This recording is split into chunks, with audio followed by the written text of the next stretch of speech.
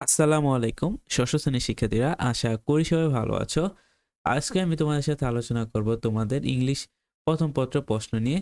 তো তোমাদের বার্ষিক পরীক্ষার সামনে হয়তো অনেকের বার্ষিক পরীক্ষা হয়ে গেছে, আবার হয়তো অনেকের হয় নাই। তাও আমি তোমাদের সাথে ইংলিশ প্রথম পত্র তোমাদের একটা কোশ্চেন নিয়ে আলোচনা করতেছি, যেন এটা তোমাদের কমন পড়ে পরীক্ষার মধ্যে। আর যাদের যাদের কমন পড়ছে বা এই কোশ্চেন থেকে মিলে, তারা আমাকে অবশ্যই কমেন্টের মধ্যে জানাই যেই বা যে তোমার এখান থেকে কি কি কমন আসছে, ঠিক আছে?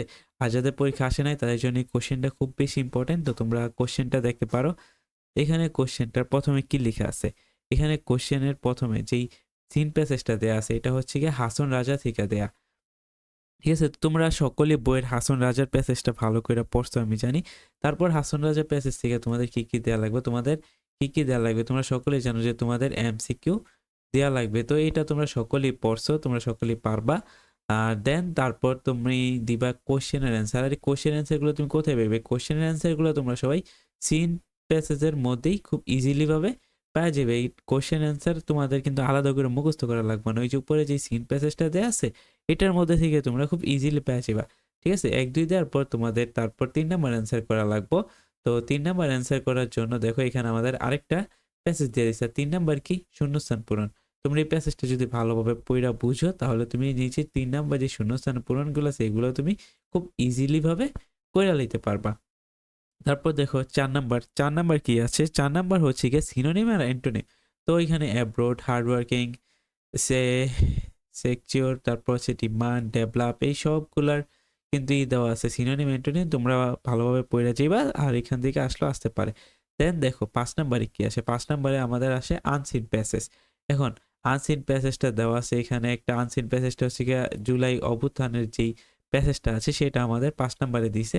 তো এখান থেকে তুমি অবশ্যই এই যে ৫ নাম্বারের যেই ইগুলা থাকে, শূন্যস্থান পূরণগুলা থাকে, এগুলা তুমি কমপ্লিট করতে পারো। এই প্যাসেজটা তুমি যদি একটু ভালোভাবে পড়ো, তাহলে এইটাই তুমি কি করতে পারবা? সুন্দরভাবে কমপ্লিট করতে পারবা। ৬ নাম্বারে হচ্ছে আমাদের ট্রু ফলস। তো আমাদের প্যাসেজ থেকে আমাদের ট্রু ফলস নির্ণয় করা কিন্তু এটা অনেক ইজি। এটা মনে করো 100% সঠিক হয় 90% মানুষের। তো তোমারও সঠিক হবে আশা করি।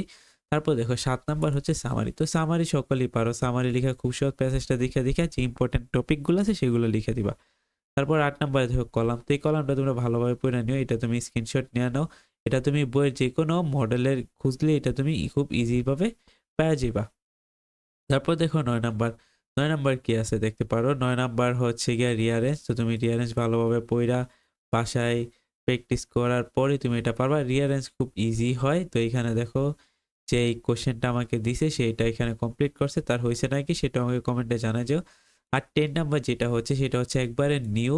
এটা হচ্ছে গিয়ে পোয়েম। মানে পোয়েম থেকে তোমাদের অ্যান্সার করতে হবে। মানে পোয়েম যদি পড়ো তোমরা, তাহলে এটা তুমি খুব ভালোভাবে পারবা। আর যদি পোয়েম না পড়ো তাহলে কিন্তু এটা পারবা না। তাই এইজন্য আমাদের বইয়ের পোয়েমের যে মেইন টপিকগুলো সেগুলো পড়তে হবে। পোয়েমের কোশ্চেনগুলো পড়তে হবে। দেখো তারপর এখানে স্টোরি আসছিল বাজিত বোস্তামি। তো এখন তোমাদের যার যে সিলেবাসে আছে সেটা তুমি পইড়া যাইবা, তাইলে তোমার কমন পড়বো। এখানে বোস্তামি ছিল, এইজন্য এখানে বোস্তামি আসছে। আর দেখো প্যারাগ্রাফ হচ্ছে আর্লি রাইজিং। তো তোমাদের যদি সিলেবাসে আর্লি রাইজিং দেওয়া থাকে, তাহলে তুমি আর্লি রাইজিংটা ভালোভাবে পড়তে পারো।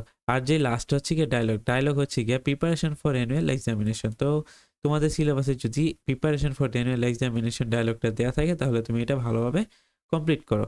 তো শিক্ষার্থীরা, আশা করি ভিডিওটা তোমাদের একটু হইলেও হেল্পফুল হইছে। তো আজকের ভিডিওটি এ পর্যন্তই ছিল। ভালো থাকবো সবাই। আল্লাহ হাফেজ।